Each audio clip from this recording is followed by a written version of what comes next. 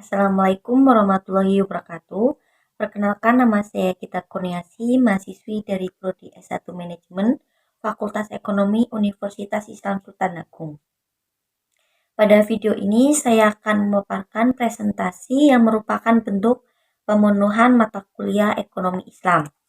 Di sini saya akan memaparkan tentang peluang dan tantangan lembaga keuangan syariah non-bank dalam perspektif Islam. Pendahuluan. Lembaga keuangan adalah suatu usaha yang setiap kegiatan berkaitan mengenai uang seperti menghimpun dana atau uang. Kemudian penyaluran dan atau jasa-jasa keuangan yang lainnya. Menurut Dewan Syariah Nasional sendiri, lembaga keuangan syariah adalah lembaga keuangan yang sudah mendapatkan izin dan melakukan kegiatan operasional sebagai lembaga keuangan untuk mengeluarkan produk dari keuangan syariah. Lembaga keuangan berkaitan erat dengan aktivitas ekonomi. Dengan adanya sistem perekonomian yang semakin terbuka, ini menjadi setiap pelaku usaha bebas memasarkan produknya kemana saja. Melihat hal tersebut tentunya akan menjadi peluang yang besar bagi pelaku usaha untuk meningkatkan dan memperbesarkan usahanya semakin besar. Sebuah usaha semakin besar pula modal yang diperlukan. Oleh karena itu, diperlukan sebuah lembaga keuangan yang dapat memberikan solusi atau meminjamkan dana. Indonesia yaitu lembaga keuangan berbasis syariah dan lembaga keuangan konvensional. 1. Lembaga keuangan syariah adalah dirintis oleh umat Islam dan dibentuk dalam sebuah organisasi yang bernama Organisasi Konferensi Islam atau biasa disebut OKI di Benghazi, Libya pada bulan Maret 1973. Tujuan utama berdirinya Islamic Development Bank ialah untuk memupuk dan meningkatkan perkembangan ekonomi dan sosial negara-negara anggota masyarakat Muslim secara sendiri maupun bersama-sama. Sesuai dengan prinsip syariah Islam, Indonesia mendirikan lembaga keuangan syariah pertama kali yang diberi nama Bank Muamalat Indonesia, biasa disebut BMI. Secara umum, lembaga keuangan syariah terbagi menjadi dua, yaitu lembaga keuangan bank dan lembaga keuangan non-bank. Ada juga prinsip operasional lembaga keuangan syariah ada 3. 1. Bebas dari maghrib. 2. Menjalankan bisnis dan aktivitas perdagangan yang berbasis memperoleh keuntungan yang sah menurut syariah. Yang ketiga, menyalurkan zakat, infak, dan sedekah. Yang kedua, prospek dan progres usaha lembaga keuangan syariah non-bank. Ada 4, yaitu asuransi syariah.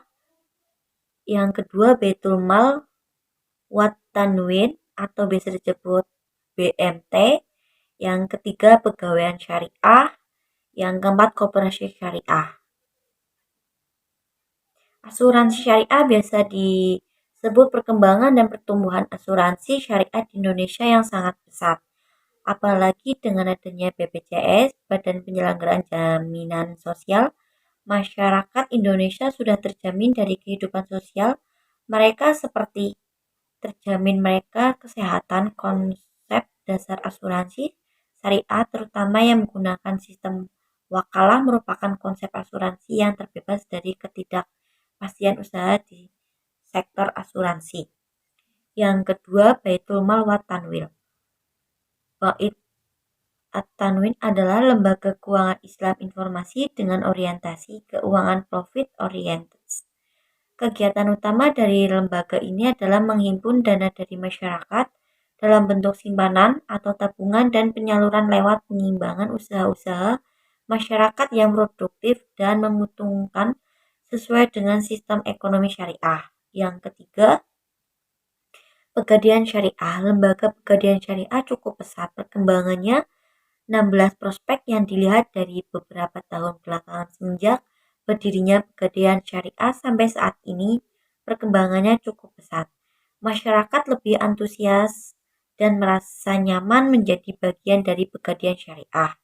Yang keempat, koperasi syariah, lembaga keuangan non-bank yang menggunakan prinsip syariah sangat sesuai dengan adanya koperasi syariah dapat meningkatkan program pemberdayaan ekonomi khususnya di kalangan usaha mikro, kecil, menengah, dan koperasi sesuai sistem syariah dan juga mendorong kehidupan ekonomi syariah dalam kegiatan usaha mikro, kecil, dan menengah, khususnya dan ekonomi Indonesia pada umumnya meningkatkan semangat dan peran serta anggota masyarakat dalam kegiatan koperasi jasa keuangan syariah.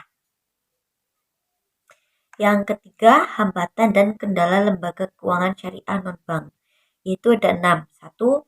Kesiapan masyarakat Islam dalam menerima kehadiran lembaga keuangan berasasi syariah. Yang kedua, kurangnya sosialisasi dan edukasi pada masyarakat Indonesia merupakan negara dengan penduduk muslim terbanyak di dunia. Yang ketiga, adanya kenyataan empiris manajemen rata-rata lembaga keuangan Islam. Yang keempat, meningkatkan kualitas dan kuantitas sumber daya manusia lembaga keuangan syariah mutlak diperlukan. Yang kelima, peningkatan layanan dan diferensiasi produk. Sebagian besar masyarakat Indonesia menempatkan kemudahan dan kualitas layanan di atas aspek syariah.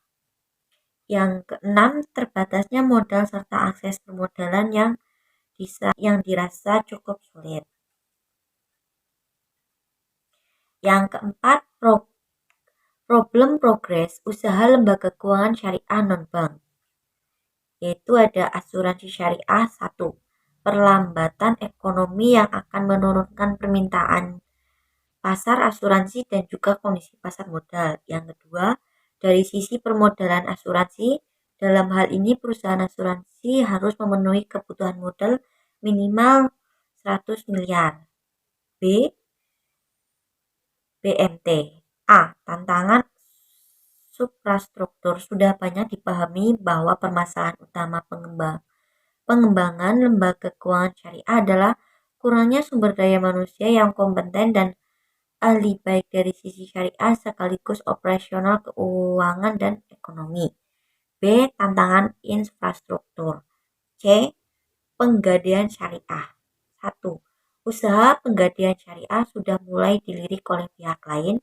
Yang kedua, adanya tindak kriminal seperti perampokan. Yang ketiga, citra lembaga keuangan syariah belum mapan di mata masyarakat. Yang D. Koperasi syariah.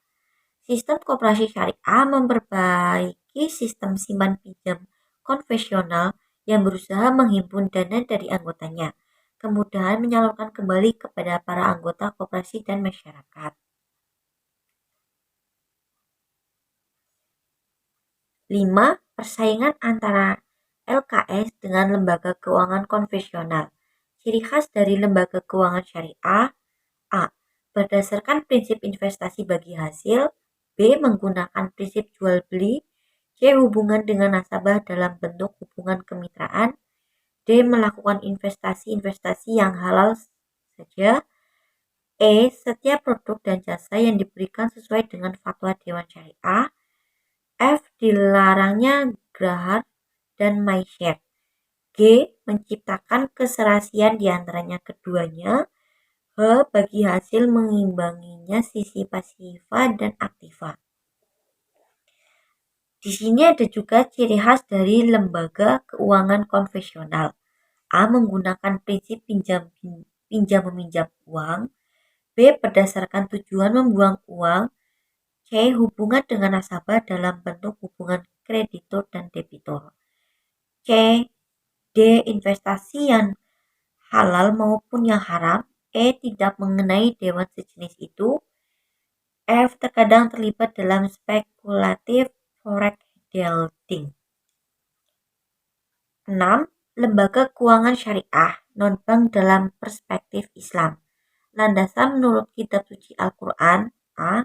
Tentang pengelolaan harta Quran Surat Al-Baqarah 1188 artinya, dan janganlah kamu makan harta di antara kamu dengan jalan yang batil, dan janganlah kamu menyuap dengan harta itu kepada para hakim dengan maksud agar kamu dapat memakan sebagai harta orang lain itu dengan jalan dosa. Padahal kamu mengetahuinya. Memiliki makna yang tersurat tentang pengelolaan harta. Allah SWT mengamanatkan bumi serta seisinya bagi manusia untuk menjamin keberlangsungan hidupnya. Serta seharusnya manusia selalu meningkatkan ilmu pengetahuan untuk mempelajari dan mengungkapkan berbagai fenomena yang ada di bumi. B. Tentang riba. Quran Surat Ali Imran 130. Artinya, wahai orang-orang yang beriman, janganlah kamu memakai riba dengan berlipat ganda dan bertakwalah kepada Allah agar kamu beruntung. C. Tentang perdagangan. Quran Surat Ar-Ra'd 11. Sesungguhnya Allah tidak akan mengubah keadaan sesuatu kaum sebelum mereka mengubah keadaannya diri mereka sendiri. Sekian dan terima kasih. Wassalamualaikum warahmatullahi wabarakatuh.